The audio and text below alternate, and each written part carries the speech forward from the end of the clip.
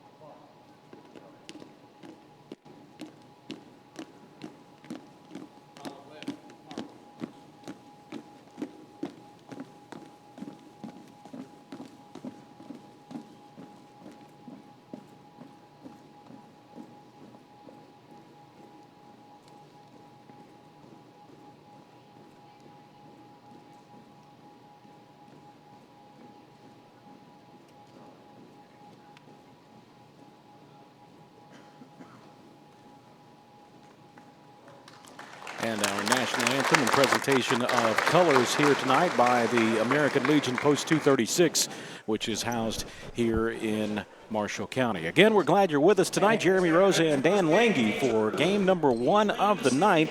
It's Dream City Christian from Glendale, Arizona, and Orangeville Prep from around the Toronto area of Canada. Let's take a look at the starting lineups for both teams. First, for Dream City, here's the way that they will start. At the guards, it will be Jalen Anderson, a 6'4 senior from Jackson, Tennessee. Brandon Talbot, a 6'5 senior from Innisfil, Ontario, Canada. And also Marjan Beauchamp, a 6'7 senior from Yakima, Washington. The front court includes Art Kaluma, who is a 6'8 junior from Dallas, Texas, and Jalen Martinez, a 6'11 senior from Vallejo, California. Kyle Weaver is the head coach of Dream City Christian.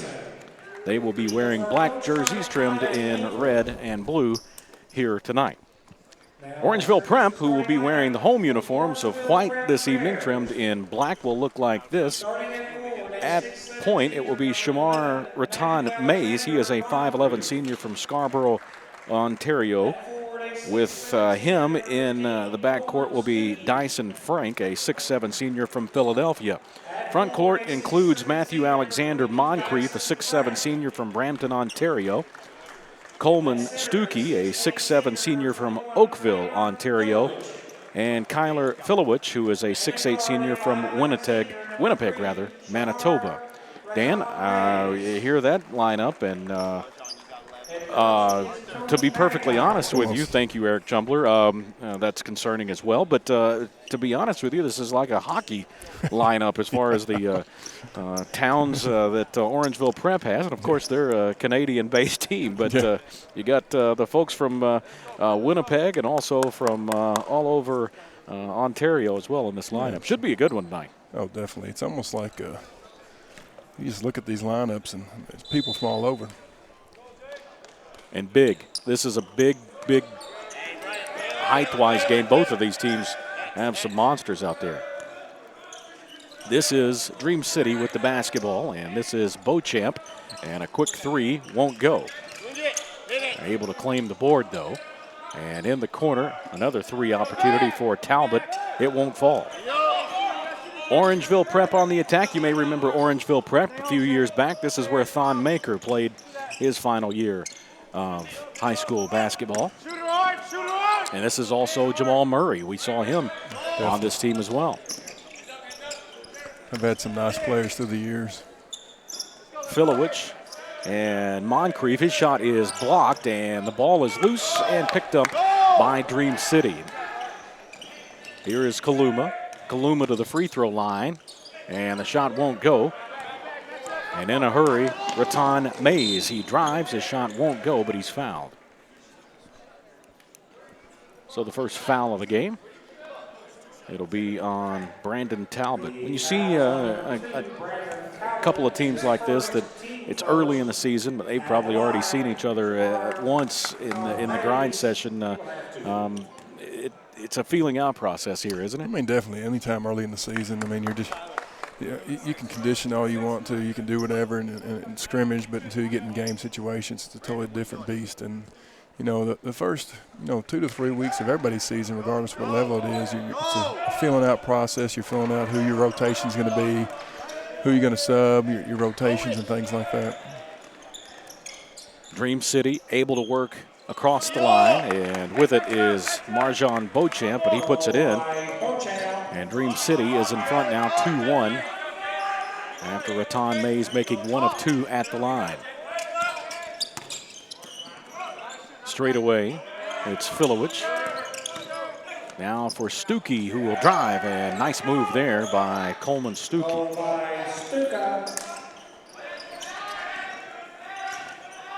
3-2. The Bears of Orangeville Prep back on top. Martinez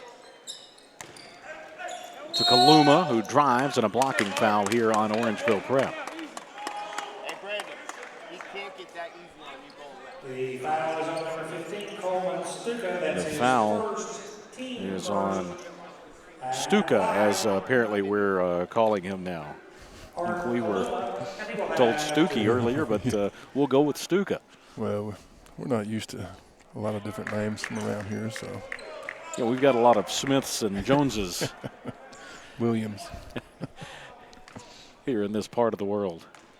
Good to have the flair of an international group and multiples of those types of teams that are in here this weekend. The game coming up, Trinity International and their matchup. Oh, nice pick.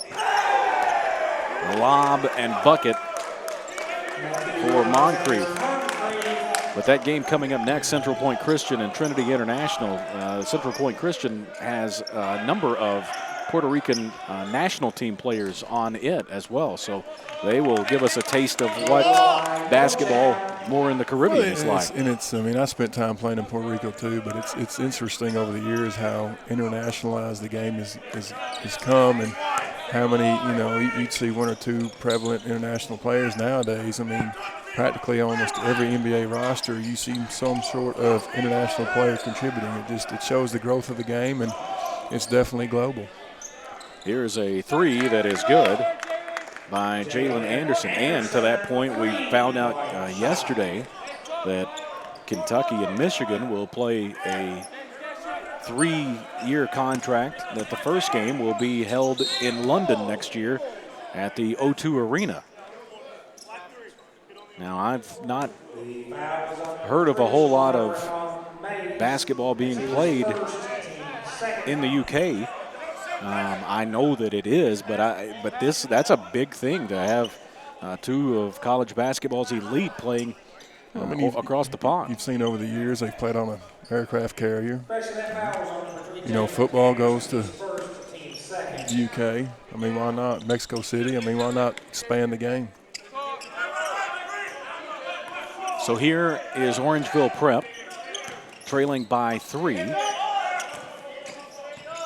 And Filowich had it for a second. It's knocked away out of bounds. And looks like it's going to stay with Orangeville Prep. Now they may overturn that, and they will. So you fellow Marshall County alum out there reffing tonight. That is. Mr. Lovett. Kyle Lovett. Beauchamp. Nice cut. And Kaluma, who had a little trouble with it at the beginning, but didn't panic, stayed with it, and was able to put it in. And Dream City is in front 10-5 here in the early going. Now this Dream City team, this is a new team. This is the newest of the prep teams to come into the Phoenix area. And so they've been building this roster as the summer was going on. Here's a three that is good by Dyson Frank. So a much different type of team than what you've got here with Orangeville Prep, at least at the outset, because this Orangeville Prep team has been around for a long time. It's a big fella inside is Jalen Martinez, and he puts it up and in. He took the contact. I mean, you can say that's a foul or whatever, but held his composure and finished. I'm just kind of glad back in my day kids weren't this big in high school. Yeah, I mean, it's unbelievable. I mean, the height has been there, but not many times have you seen guys that are thick like that, too. I mean, he is a grown man. Yeah. The foul is on number 3, Shamar Mays. That's his Raton Mays picks up the foul, his first and the second team foul, and this will put Marjon Beauchamp from Yakima, Washington at the line. You ever been to Yakima? I can't say I have. I haven't either.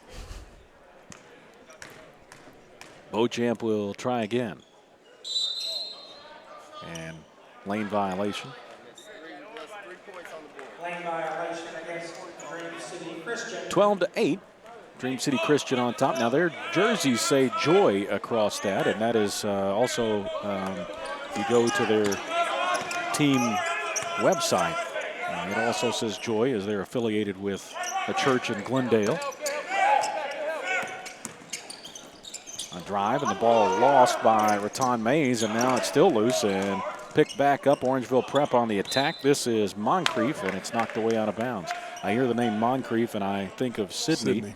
But we've got no information that there's any relation there. Inbound knocked back out. I believe somebody told me that he was related to Shy. Gilgis Alexander. Correct. Former UK. That is in the next game. Oh, next game. Yeah, there's a Gilgis Glasgow that folks will get a chance to see in the next game, which is the Trinity International and Central Point Christian game. A floater down to the baseline. Anderson looked to come away with it. Now here he is in front court. He's picked it up, and he goes down low to the big fella.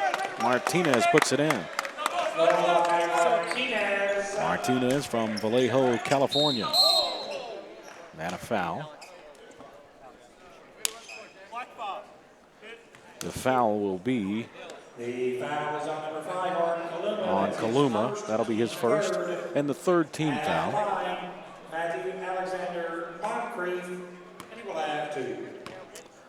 The shoe game is out in full force this weekend, including those that Moncrief has on. I don't know if you recognize that pattern. Do you know what those are? Matthew hadn't told you what those are?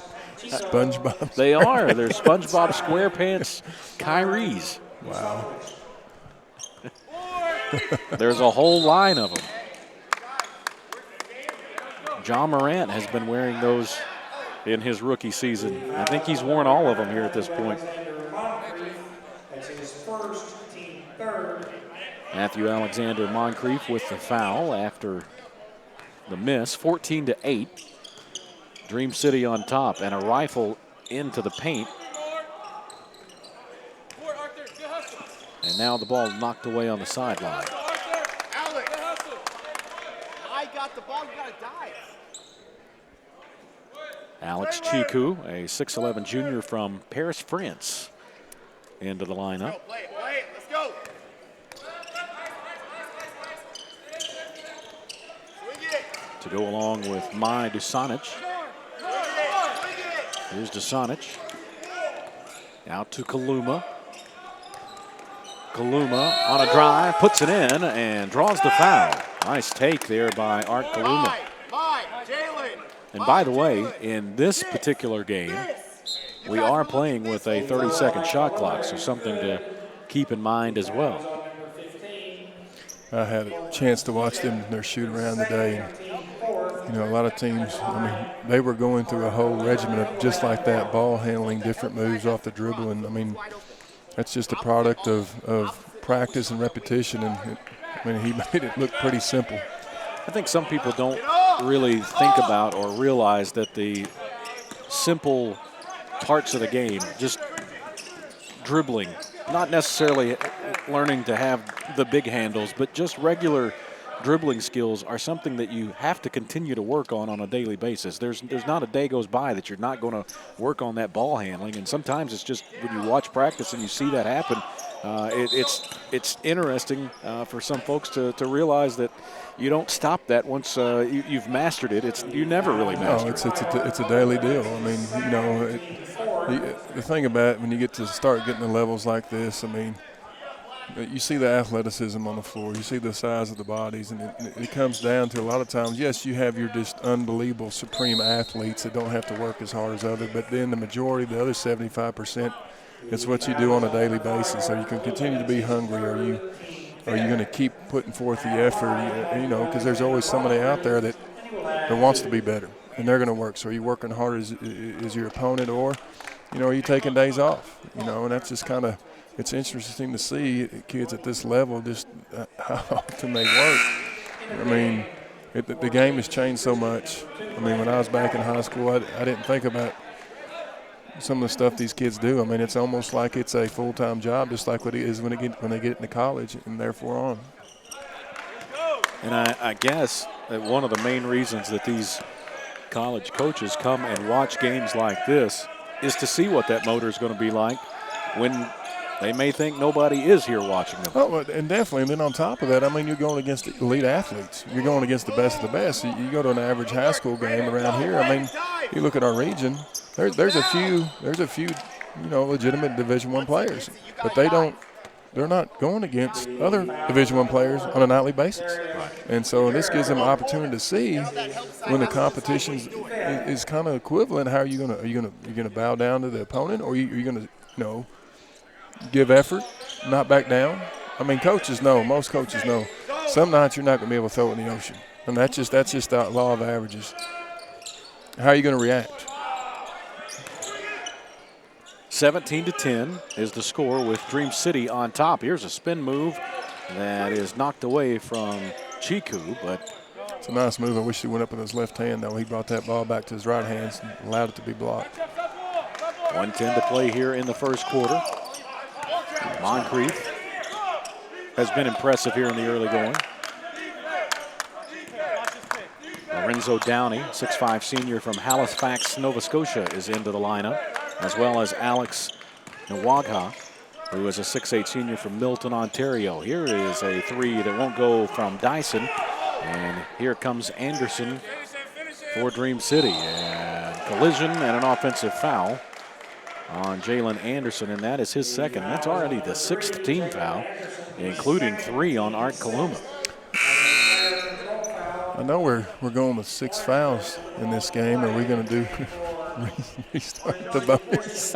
Or which rules are we playing today? I don't know. That's a good question. If it's regular high school, once you're in the bonus, you're in it for the half. If that's the case, so that really plays into Orangeville prep. Well, and the thing is, with these particular, with Dream City especially, we talked about it early, that they are still trying to get their foundations and build their roster. They only got about 10 players here. They can't get into too much foul trouble. I think they left one home. I've got 4 on the bench. Orangeville Prep to the bucket with 4.4 to play, and Justice Prentice, 6'1" senior from Toronto, will head to the line. I just heard their coach. That's one of them mental mistakes. Take a quick shot like that when you can have the last possession. Miss, you still go in. Second quarter. Up 4. Now they got a chance to cut the lead to 2 starting second quarter. You talk about like the 2-for-1s and some of those situations that you can get like that. People, I think sometimes you just don't think about that when it's at that second, but that is such a huge part of the game. It can be a momentum changer. It's just, granted now it's 4 seconds. They can get something down the court, but.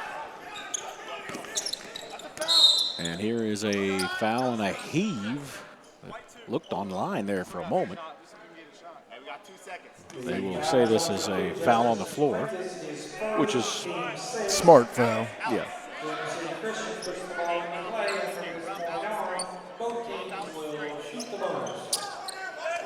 The inbound is to Beauchamp, and the 3 won't go, and we've come to the end of one. After one, it is Dream City 17, Orangeville Prep 15. We'll continue with more of the 2019 CFSB Marshall County Hoopfest, presented by the Grind Session on Tanager Sports after this.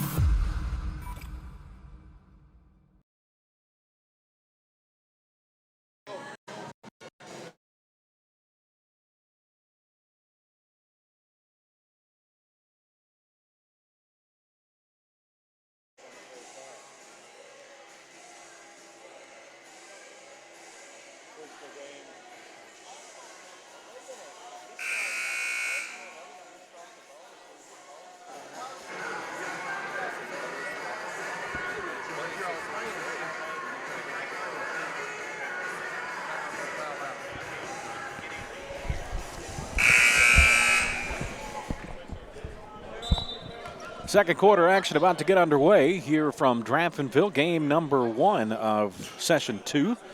Dream City Christian with a 2-point lead, 17-15 over Orangeville Prep.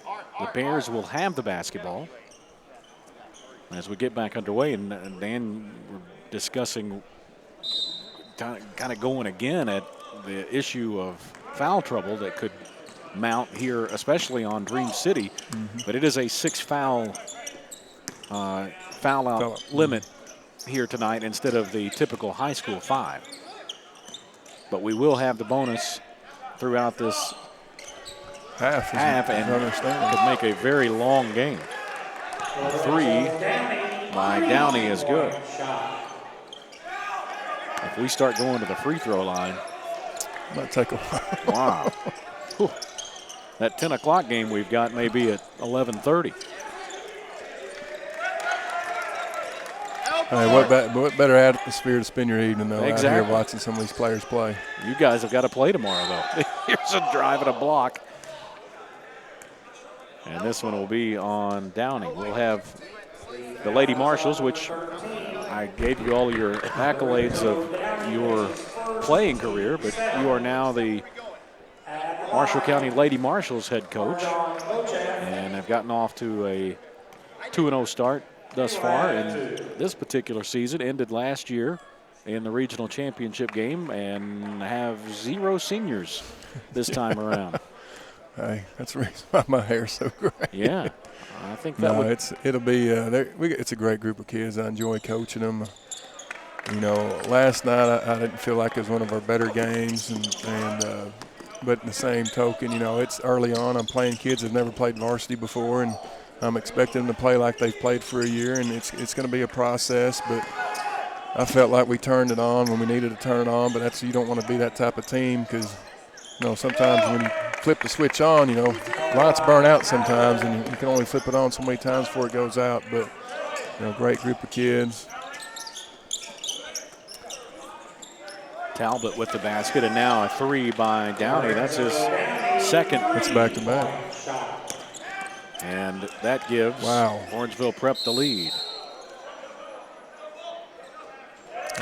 Travel is called here. He had a foul on the baseline. 6:34 to play. We're in the first half. It's 21-20, Orangeville Prep in front by 1. If you're joining us late, I mean, you're looking at some big boys out here playing in this one. I mean, you just seen that last kid, the guy that broke through the trap. It was a 6'11". That's crazy. And I think that goes back to what we were talking about early on with the international flavor that this game has taken on. And maybe we do have some guys with some different last names than what we're used to seeing, especially just in the game in general. But that has changed the way that positions are in this game now as well. I had earlier, I was making out a lineup, and it was a point guard that was 6'7". Yeah, I mean, that's just the direction the game's going. It's going to it's almost positionless. Your prototypical center. You know, it's not this big bang back to the basket rebound and putbacks. I mean, it's a lot of times now your centers and power forwards, or your power forwards almost like a point guard. Your centers can shoot threes. They can pass. I mean, it's bucket and the foul.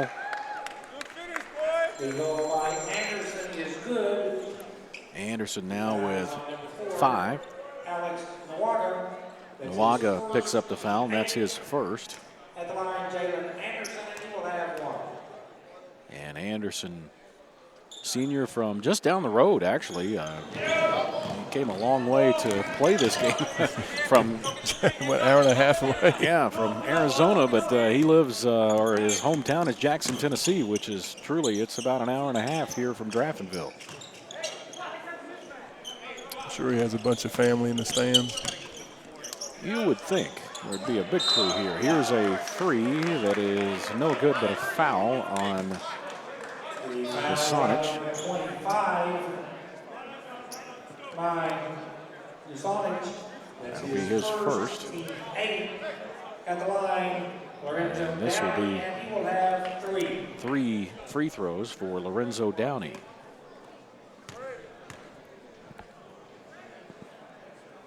I think the last two baskets they made were threes, and then they turn around and foul on a 3. This is going to be another opportunity for Downey to collect on 3 points. He has 2 out of 3 from the three-point line here in the early going.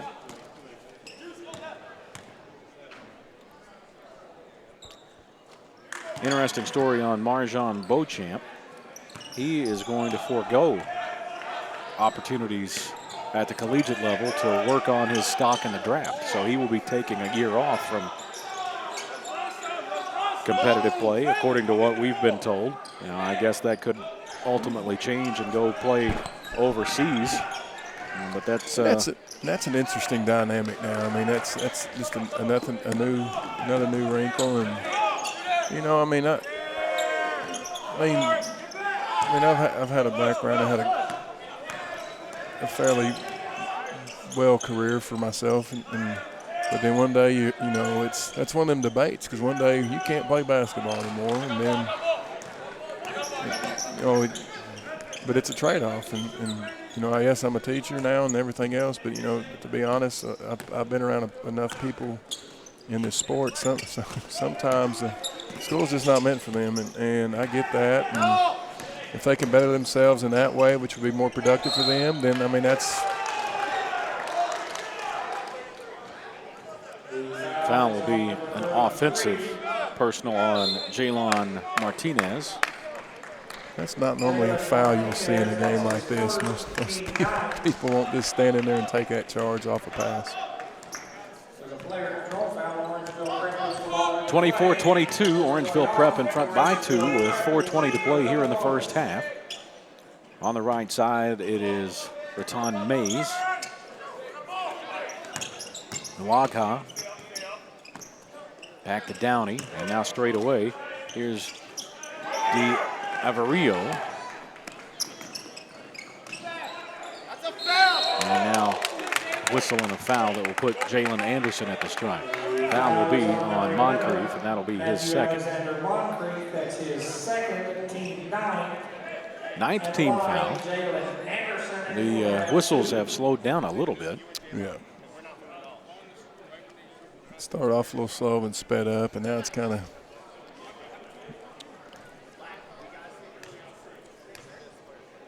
I mean, it's interesting to see, which you know from doing our games for several years and stuff like that. But you see a lot of these same officials that we see, and in fairness to them, they don't see a lot of this around here. And so, you know, I know a lot of times these teams get frustrated when certain things they're used to might not get called, or it might get called, and you know, it's a different beast. I mean, technically, really, you can almost call something almost on every possession. I mean, they're letting a lot of contact go and stuff like that.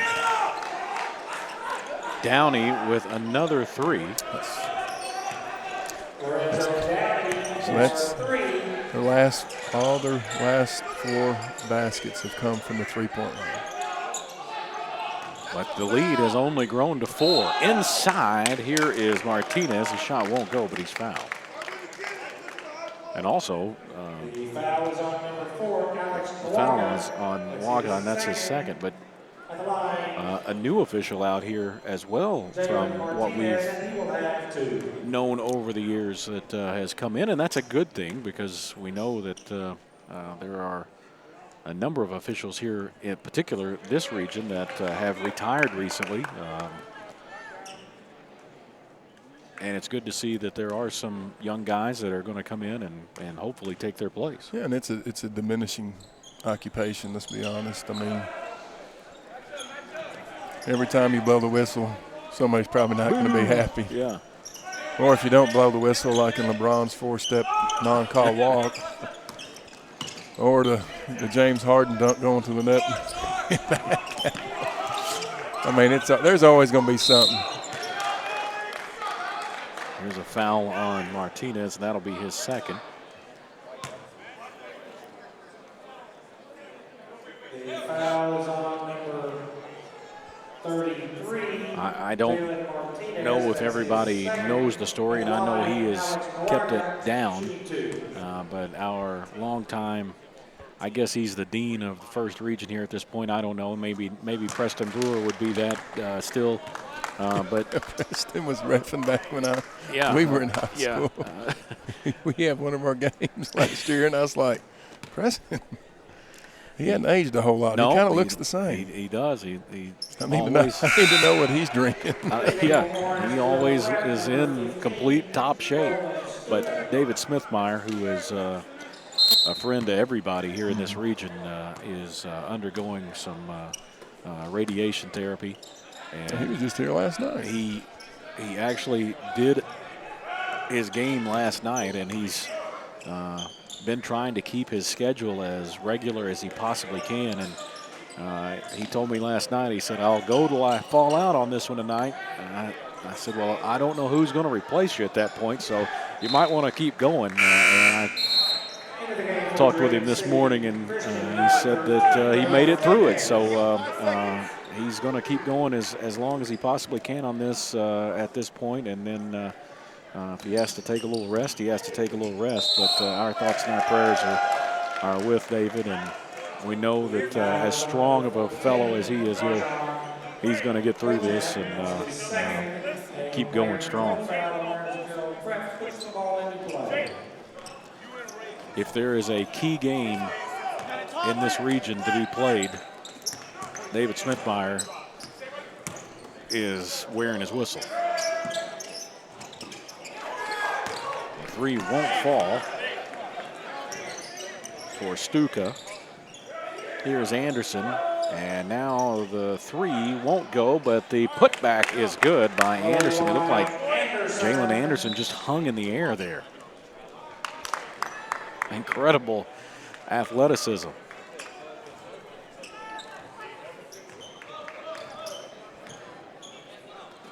Crowd continuing to file in. I think this will be a pretty big crowd here tonight. Oh, definitely. Diavero, shot won't go. Back up and no by Stuka. Back up again and it won't go. And this time Martinez comes away with it. Ahead to Talbot. Talbot went left, flipped it up with his right hand, and he gets it to go. And a whistle. And a foul here on Beauchamp. It is number 3.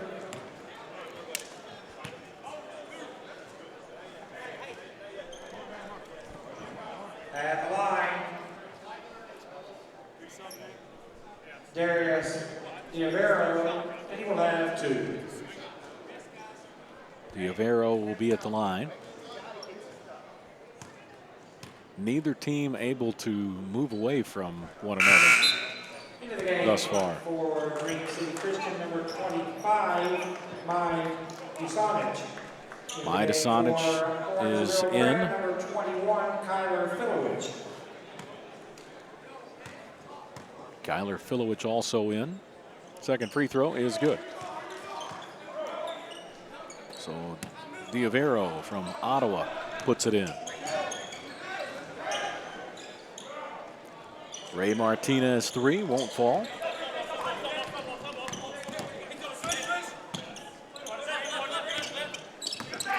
Raton Mays.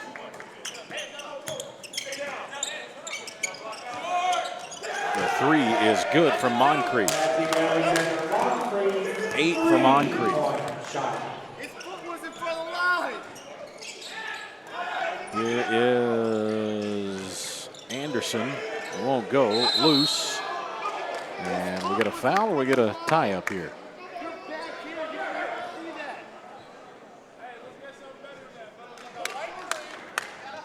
It's going to be on Raton Mays. Number 3, for Raton Mays. It's his second. At the line, Ray Martinez, and he will have 2. Out of this game, Dan. Yeah, been a few mental breakdowns on covering the three-point shot by Dream City. Martinez gets the first one to go. There are 17 international players that are suited up for this game here tonight. 17. Are we not going to review that? 34-28. Orangeville Prep on top. Now, obviously, one of these teams is an international team to start with, but 17 players, that's just an amazing number. Through the hands of Martinez. You see a little frustration coming up on a little bit with Dream City after certain plays. You know, I mean, this is it's still a close game. I mean, it's a 6-point game. Shot clock, that's nothing. I mean, you see teams all the time with shot clock error, down 15, 20, come back. And, you know, as far as violations of that shot clock as well, we've not even been close to that here tonight in any. This is as close as it's going to come, and that's just to wind the clock down, and the three won't fall. 4 seconds to play, and a heave that almost went in there. A little rushed on that one, but it's 34-28 here at halftime. Orangeville Prep has the lead, and Dan is going to have a word with Tony McIntyre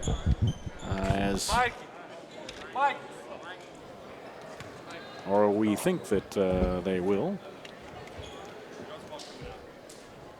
as the teams head back to the locker room. Again, 34-28 with Orangeville Prep on top here in this one. And again, Tony McIntyre from Orangeville Prep will join Dan Lange here in just a second, and Kyle Weaver will join Dan as the teams come back out of the locker room in just a bit. We'll turn it over now to Dan. On the first half, kind of had a little bit got slow Tony start McIntyre with him. 3-point line, and y'all kind of settled down. Looked like you're in your game now. Yeah, no, I think we missed some rotations defensively, didn't pick up. Once we started getting back, I think our defense was able to kind of create some of our offense, and we settled down, like you said, and started making some shots, and should have made a couple more that we usually make, but our defense is holding us in here. So, yeah, good things. Good luck the second half. 34-28, the halftime score. We'll come back with more from the 2019 CFSB Marshall County Hoopfest, presented by Tanager Sports, right here on the grind session as well. That comes up in just a little bit.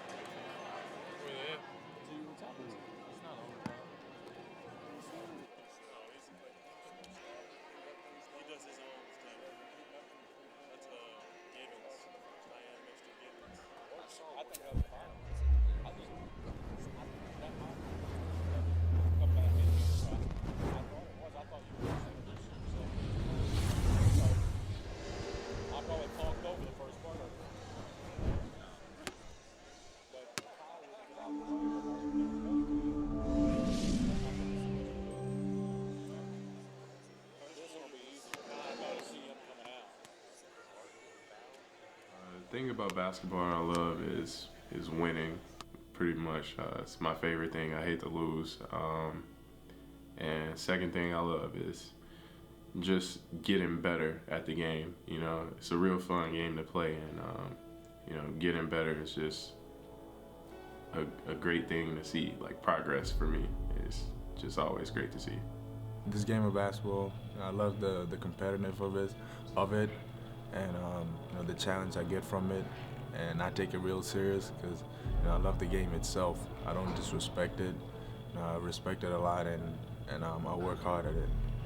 I love basketball because I just been around it all my life. All my parents played it, and I just inherited the love and passion for the game. The one thing I would say is the atmosphere, and the competitiveness. You can sense that out as soon as you walk in the gym. I just love that type of atmosphere. I just love basketball ever since I was a kid. My dad played it, and I'm trying to get it from my mom. One thing that inspired me is my family, my city. I do it for them. The reason why I love basketball is because I'm a very competitive person. That's why I store my energy. When I'm on the court, I'm at peace. And to be honest, I don't know. I'm just a really competitive person, and I think basketball is where I can put everything at. It's the place where I can put all of my energy and my anger. I wasn't really fortunate, and basketball is where all my abilities and my talents fall into place, and I just feel like that's what keeps me going. That's what I work on. That's my craft, and that's it. The grind session is a great circuit. Kind of reminds me a lot of AAU, playing against the best players, best talent, night in, night out.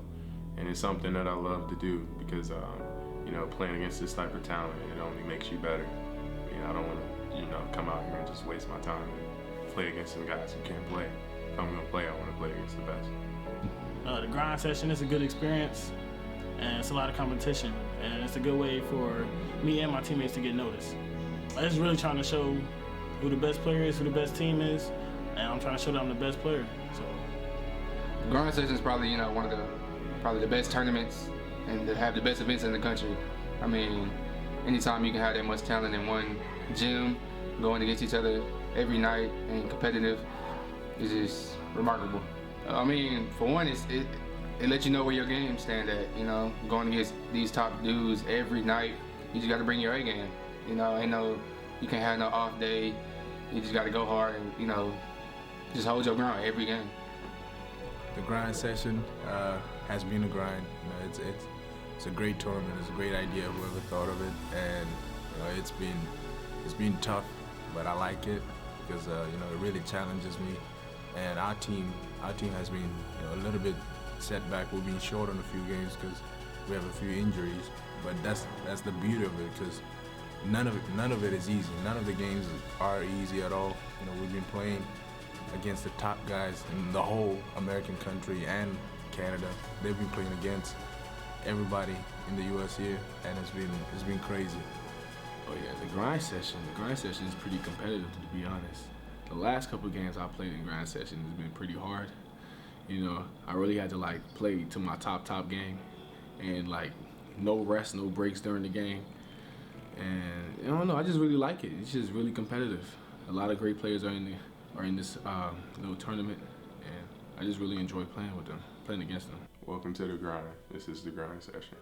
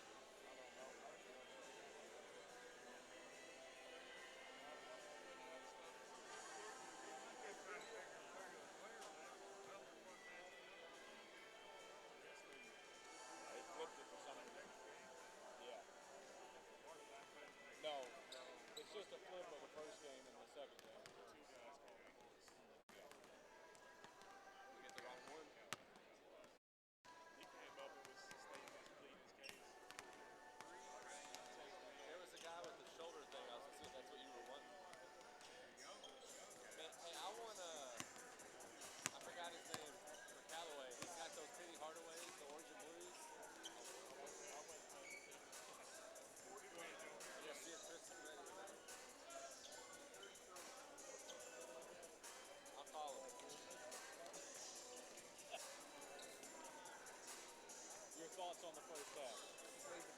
Yeah.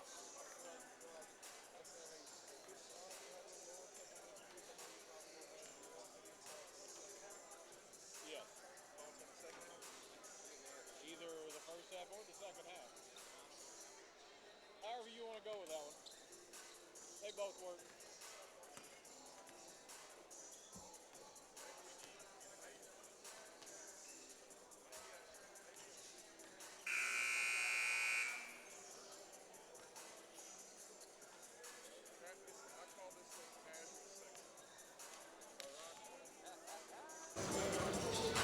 Whatever you want to call it. He's still inside? Yes. Mike, is that what you're wanting? That mount? Oh, he's got a baby camera. Is he trying to hide from his interview? Yeah. He comes out with 30, but we're not doing it.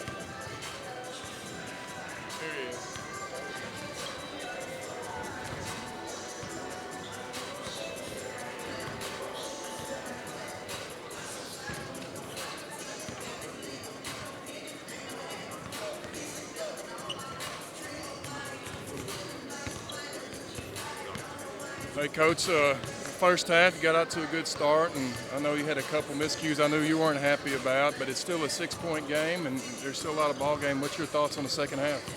We got to defend. We didn't defend at all. Shot poor shots, poor decisions we made. The biggest thing we got to defend. That's what we got to change the second half. Good luck. Yeah, thank you. Always the first thing I try to find out. Chili every night. That interview. 34-28 is the score here at halftime as we welcome you back to the 2019 CFSB Marshall County Hoopfest presented by The Grind Session here on Tanager Sports. Dream City had a 2-point lead at the end of one. It was 17-15. Second quarter belonged to Orangeville Prep, and it's 34-28. Dan, when you look at that first half, it was one in which that Dream City got out and was looking good in the early going, and then Orangeville Prep started to catch fire behind the three-point line. Well, I mean, I think, both of them kind of spoke to the truth, what happened in the game. They did come out good, and then they had a couple miscommunications on defense, and just like Orangeville Prep's coach said, that they finally knocked down the shots they wanted in a three, and then Dream City is going to have to make that adjustment. I want to say their last 4 times they scored was from the three-point line and force them to attack the basket. Dream City with the basketball and a drive by Marjan Beauchamp, but he's able to get it to go. He's got 7 now in the game, and Beauchamp is saddled with 3 fouls, so he's got to be careful here in the early part of this third quarter. They do get 6 instead of the normal 5 fouls, but still, he's halfway there. 34-30, and Orangeville Prep's lead at 4. Shot won't go, and Orangeville Prep back on the attack. Raton Mays to Frank. Back to Raton Mays. Here goes Frank. Get down! Stuka with 5 on the shot clock and a drive and a bucket by Moncrief. And the foul will be on Martinez, and that'll be his third. Boy, as a coach, you have to just be sick at your stomach that you get that kind of defense defended for well. 27 seconds. And then you just one misstep. Free throw is good, so Moncrief now has 12. 37-30, Orangeville Prep, out to their biggest lead. Kaluma. And a foul here. Is that number 4? This is on Martinez. And so we'll see Lusanic have to check back in here for the big fella.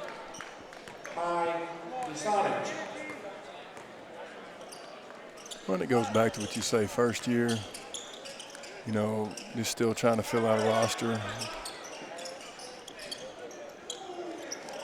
A drive here by Raton Mays won't go, out of bounds.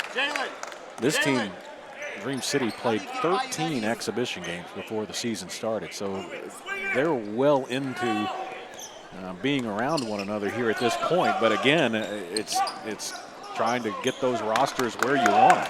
Right, and I mean, it's just, at times it's mix and match, and it's similar, even at this level, rosters change, kids move and different things. And, I was talking to somebody the other day,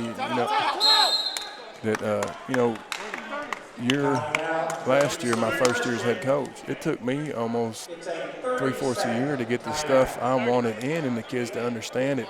And this year, I could really see the difference, but the kids have been underneath me for a year. It's automatic. They know the terminology. They know different things, and you can see the big difference between them that have been with me just 1 year and then the incoming freshmen. Like a lot of them, I mean, they mean well, but I mean, they're almost lost a little bit, and you're having to reteach them. And the same situation happened in these situations. I mean, yeah, there's a lot of terminology. Everybody uses some, but then some people have different words for it, different actions call different meanings, and it's getting adapted to it. It's getting used to play with who you have on each thing, learning each other's strengths and weaknesses, and that's a process. I mean, because you definitely don't want to be playing your best basketball now, because normally if that happens, you just have a steady decline. You want to play your peak a month or so right before you get in your tournament times and things like that. 37-33 and a slam here for Dusanic. They broke the press easily that time down, and it's a 2-point game again.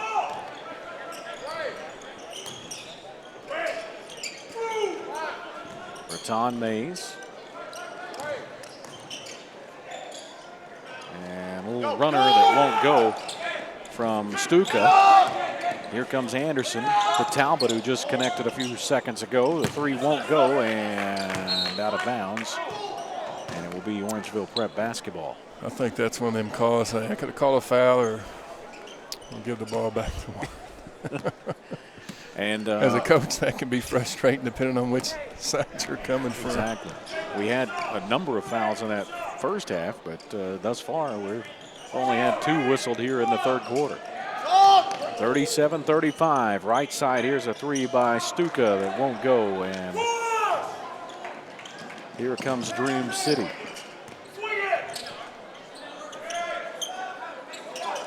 Kaluma, then around to Martinez. Thought he was fouled, didn't get it, and a run out and a bucket for Filowich.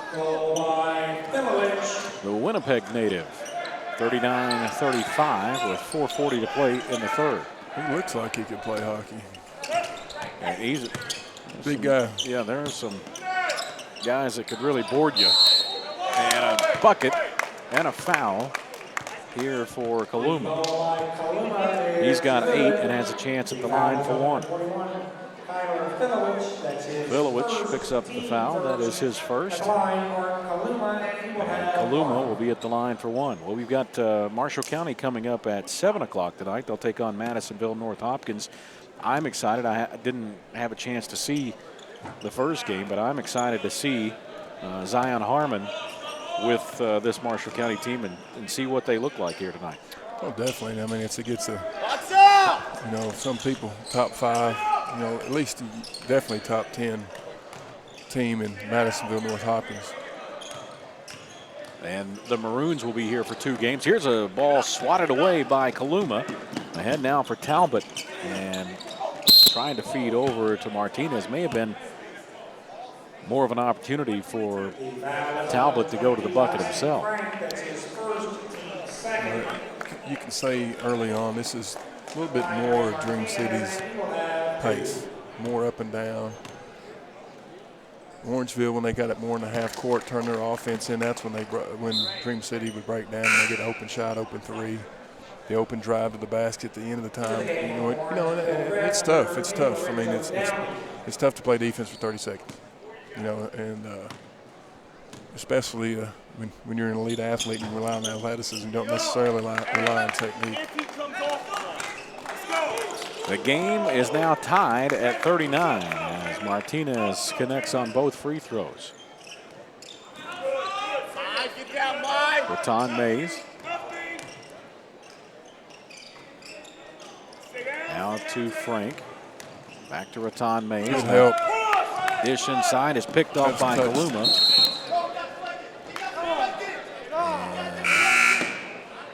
And ball will belong to Orangeville Prep. That was You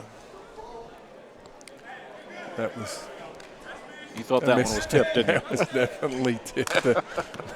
The spin on the ball changed. Orangeville Prep with it. Here's Downey. Straight away for Moncrief. And an offensive foul.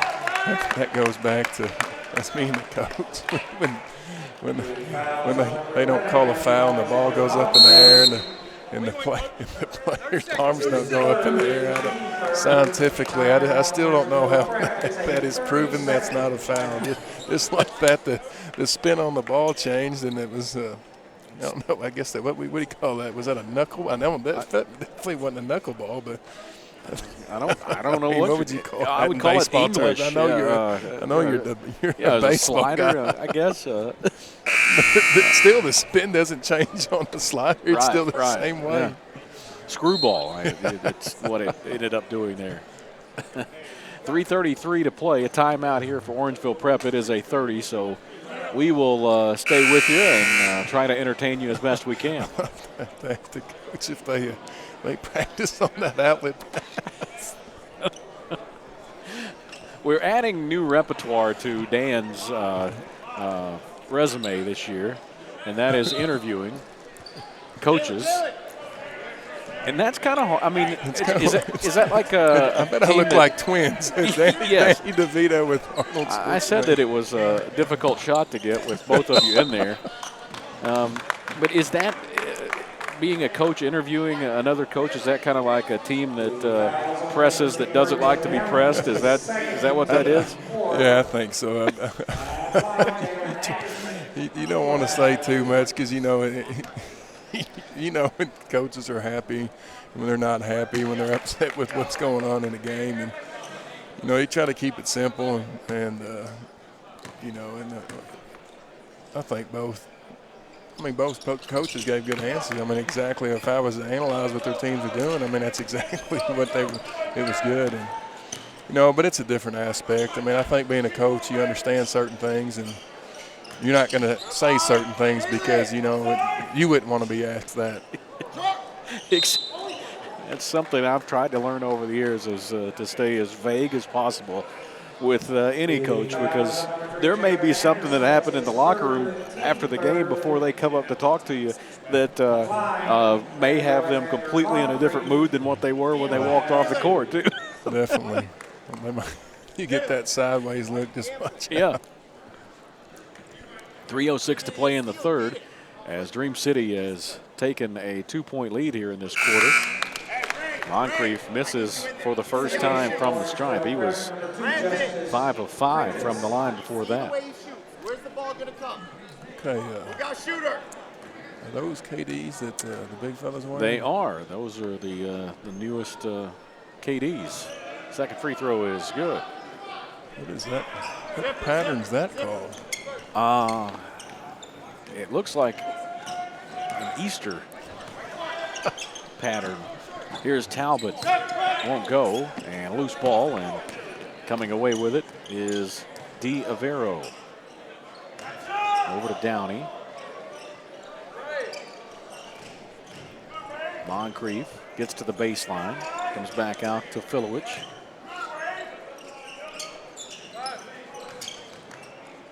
D'Avero reverse with the bucket. Nice move there. And Orangeville Prep is back in front by 1 with 2:20 to play here in the third. Next game is Trinity International and Central Point Christian. Trinity International from Vegas and Central Point Christian from Florida. They're from Kissimmee.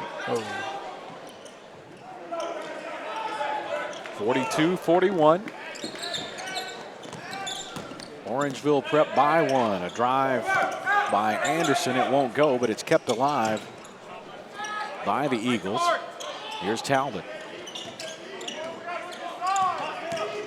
He gets to the baseline, and his shot won't go, and it's out of bounds to Orangeville Prep.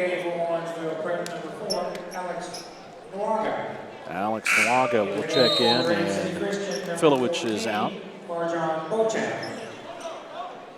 And Brandon Talbot from Innisfil, Ontario.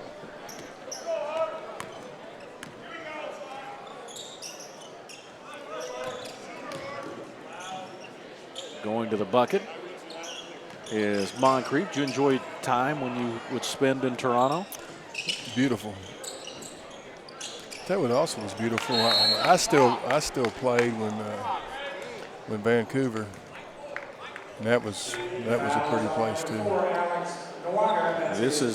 This year is the 25th anniversary of the beginning of Vancouver's Grizzlies. They were there 5 years and have been just down the road from us in Memphis since. He's still the key. Downing, no, the putback. Nawaga won't go, and into the ozone go. That's one of them. Excuse me. That's one of them possessions there. Sorry, that he saved the ball underneath the other team's goal. Luckily, that's one of them things. Some coaches are for it, some aren't. You know, if you don't retain the possession, a lot of times it goes to the other team. And travel.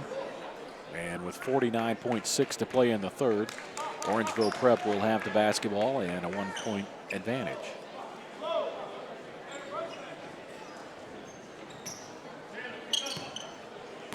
Glad you are with us tonight here from Reed Condor Gymnasium in Graffinville. This court will be named after the legend of legends, and I don't know when it's actually going to occur, but they are going to name this court after legendary Lady Marshals head coach Howard Beth. A dunk down low by Moncrief. And fortunately for you, you didn't have to follow the Hall of Famer. One of the premier high school girls coaches in Kentucky history. Ball stolen away, and here is a long one that won't go by Justice Prentice. We'll talk about Howard Beth a little bit more when we continue from Graffinville. 44-41, Orangeville Prep with a 3-point lead. You are watching the 2019 CFSB Marshall County Hoopfest presented by The Grind Session here on Tanager Sports.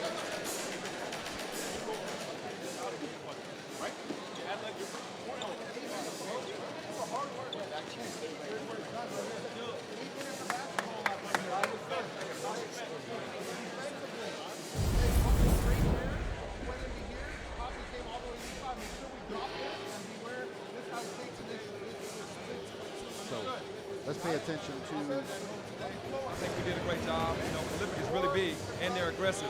We got a really young team, so I'm really proud of the guys to come out and fight the way that they did. Now, there's been a lot of rumors in the underworld. Big guys, look for who we started. Get back on defense. No middle. Get back. No middle. 44-41, Orangeville Prep with a 3-point lead. That Axel F. that we're listening to.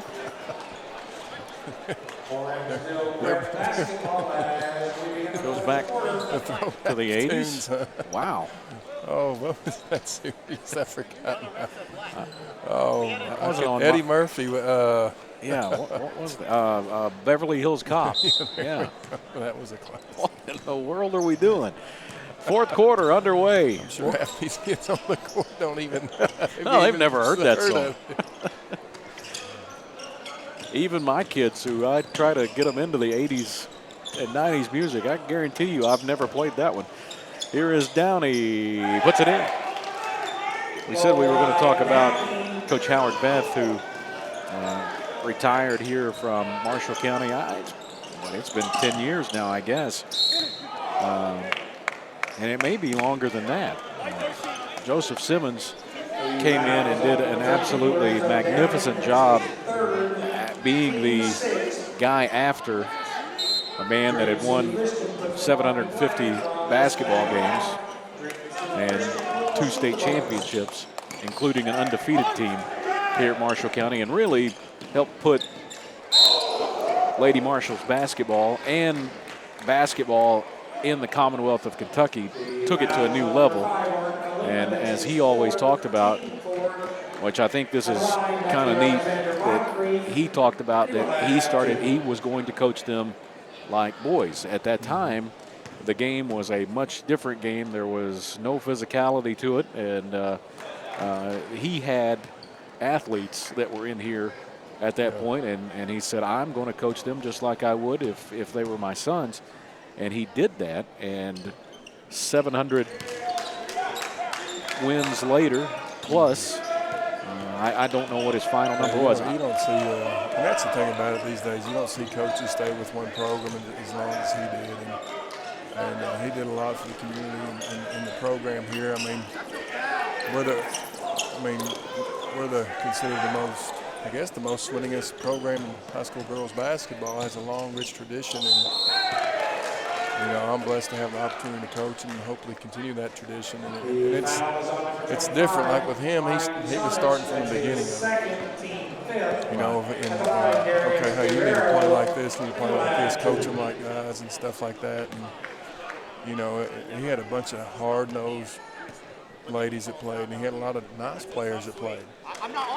But the thing about it is, now I'm working with, now there's so many distractions nowadays, and there's so many, like, I don't know how many sports we offer here at the high school where everybody plays, and it's different distractions, and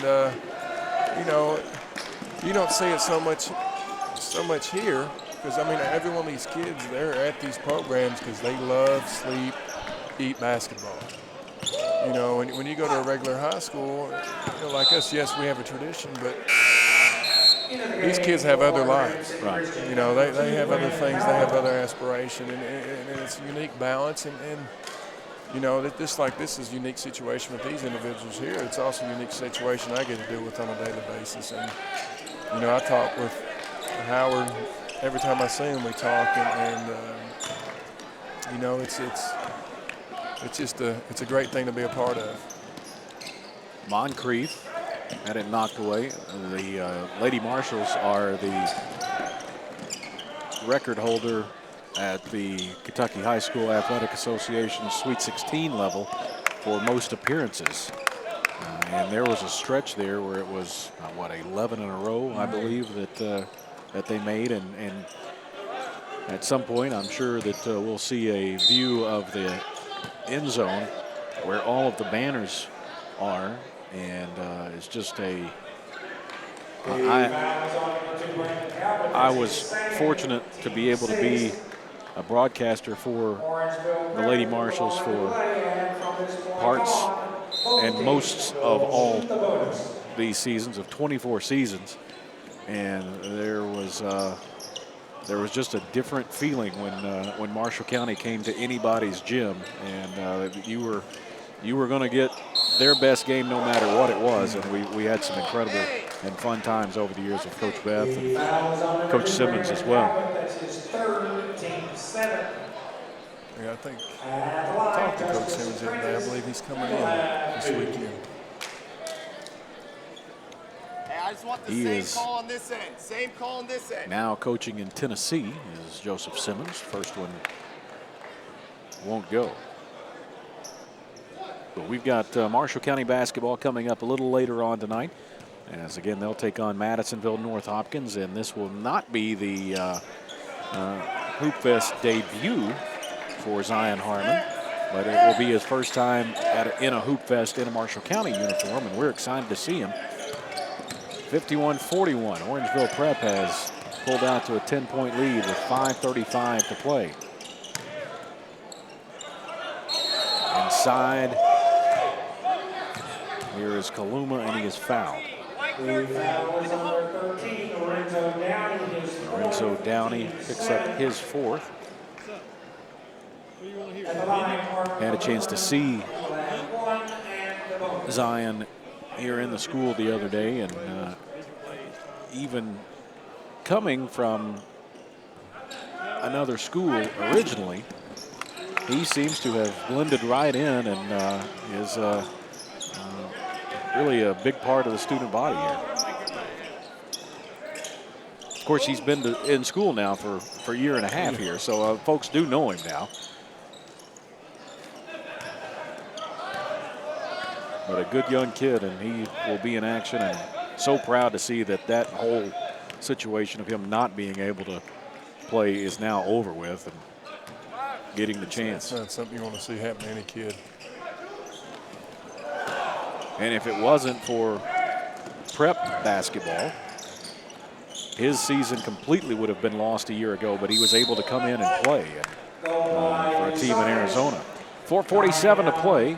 A timeout here for Dream City. It's 51-43. And this is a full timeout, so we will step aside and return to Reed Condor Gymnasium in just a moment. Now, here we go. We got some Michael Jackson going. This is the 2019 CFSB Marshall County Hoopfest presented by the Grind Session here on Tanager Sports.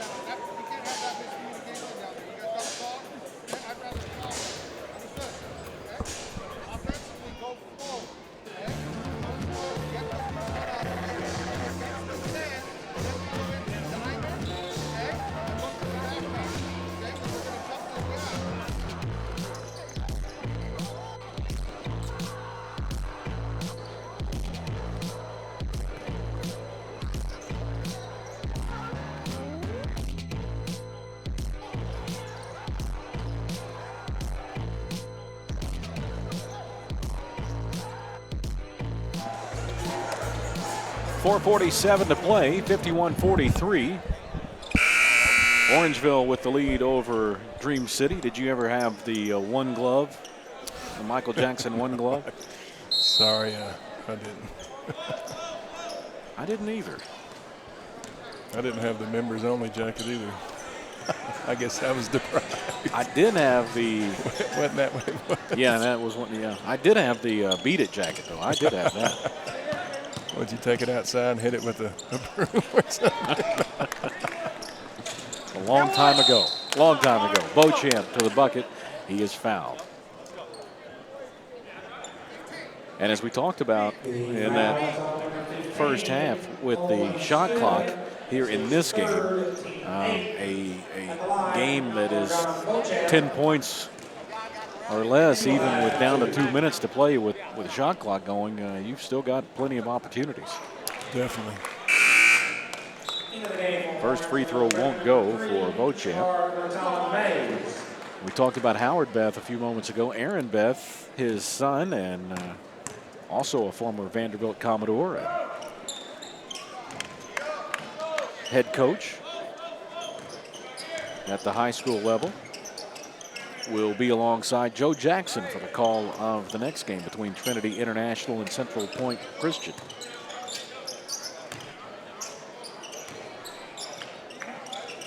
We were discussing this earlier, and 6 Marshall County players have played at Memorial Gym over the years. Who will be the next one? Beauchamp, a dump down inside. It is Kaluma who can't get the shot to go. Here is Moncrief, and it won't go. And again, another opportunity here for Dream City. Flip to the baseline and reverse layup that won't go from Anderson. Loose ball, and Orangeville Prep has it. It hurts. 2 great looks at the basket, and it's neither one of them falling.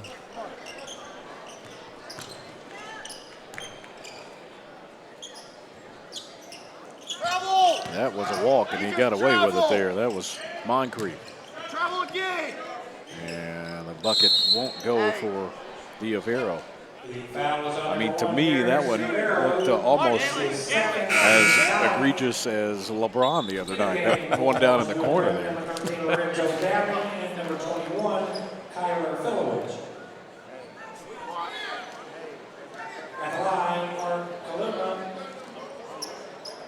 Kaluma heads to the line.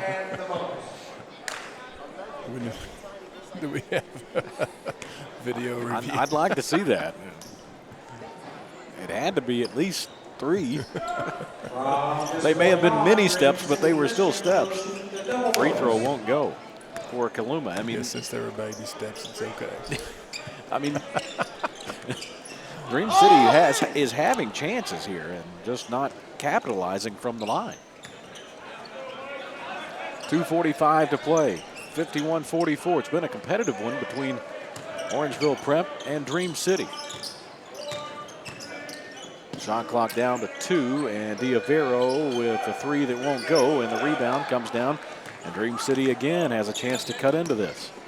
Big possession right here.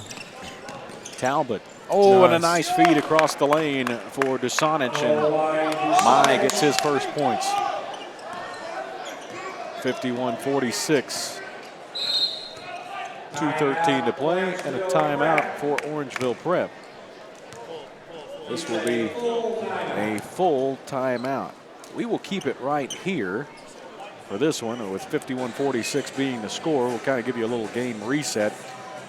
Both teams are in the single bonus at this point, and both teams now have 3 timeouts remaining. Possession arrow belongs to Dream City.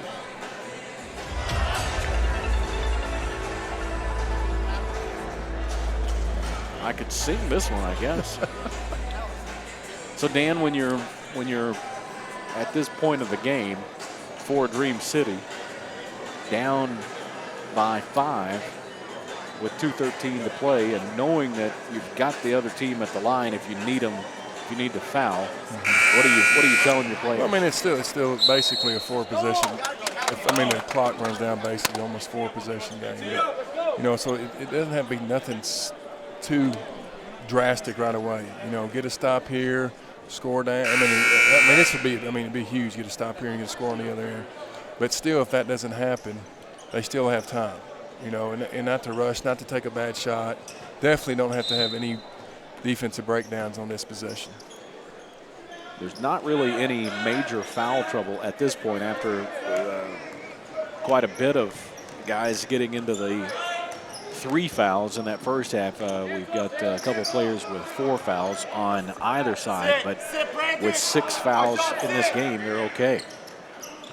A kick into the corner with 2 on the shot clock, and the 3 didn't hit the rim, but the possession, I guess, it turned over at that point. Here's Beauchamp, and a blocking foul, and Beauchamp will head to the line. With that ball not hitting the rim, that was close to just being a violation, and instead it ended up as the soccer play on. Well, the thing about it was actually smart by because they didn't have possession of it. And if they had blown it dead, that negated the fast break. So Beauchamp to the line. Good decision by the officiating crew. I know they haven't been totally happy with everything, but that was the right call right there. Well, it kind of goes back to, as I said, soccer with the advantage and playing on, in that situation. And I wish they would make that a more prevalent call, honestly. 51-47, down to 1:38 to play. Raton Mays.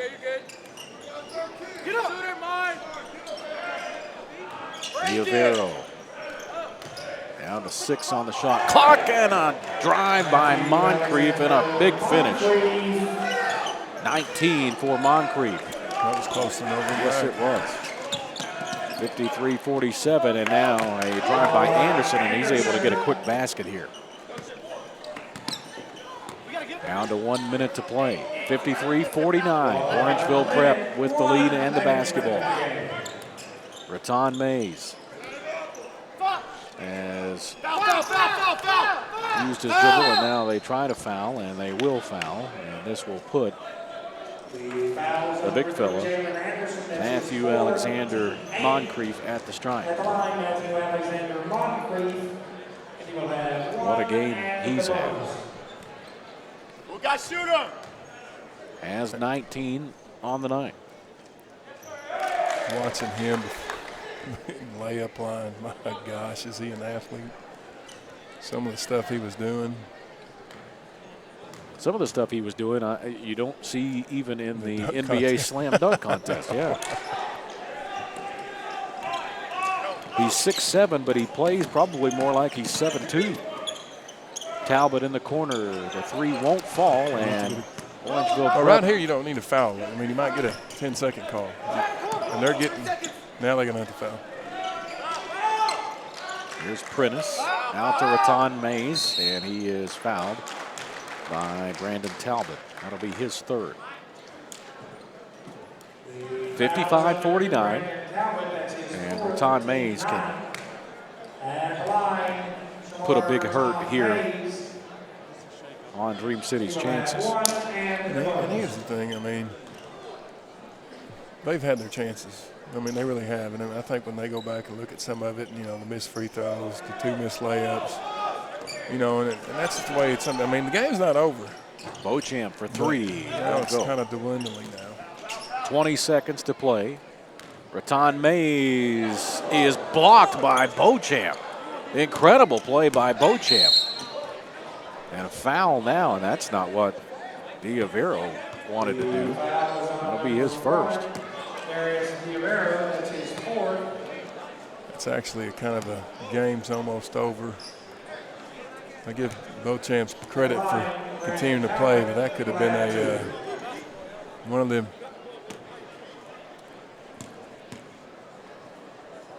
One of them instances that might not turn out very good at the end of the game.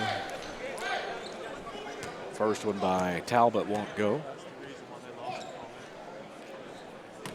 Are you referring to a scrum in front of us?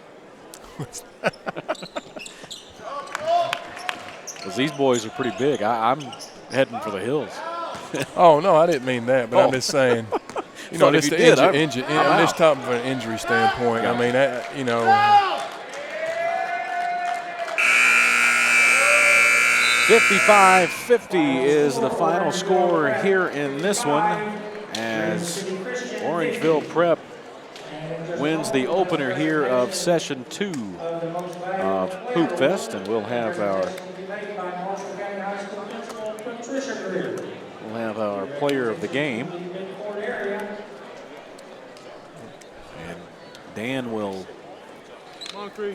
also be visiting with the player of the game, as I understand. I'm assuming it would be Mr. Moncrief Alexander. And it will be. And Matthew Alexander Moncrief. You guys are about the same height, so this will be a little bit. Yeah, this will be a little better as far as the camera shot. So we'll have the interview with Moncrief here in just a second after an incredible day for him. And again, the final score of this one is 55-50. Orangeville Prep with the victory. And we apologize. We're doing this for the first time on the fly here. But very entertaining here we go, Dan. game. Take it away. Nice game by you today, and it's kind of a backwards and forth, but at the end, y'all pulled it out. Well, how do you feel? It was a good game.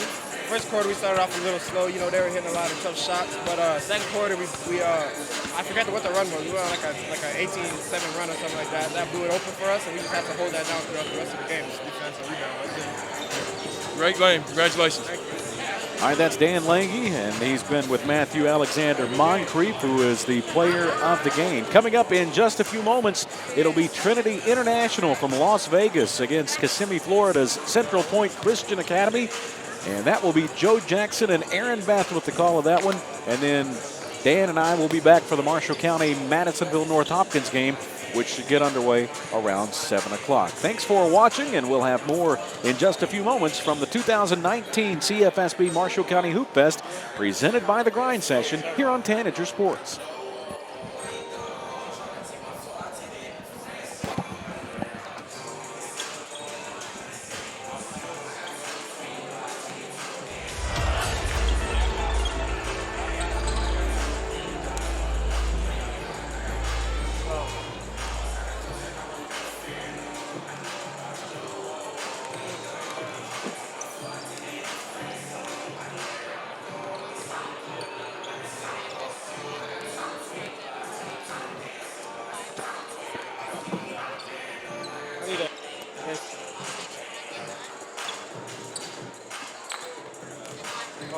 Oh, I can't use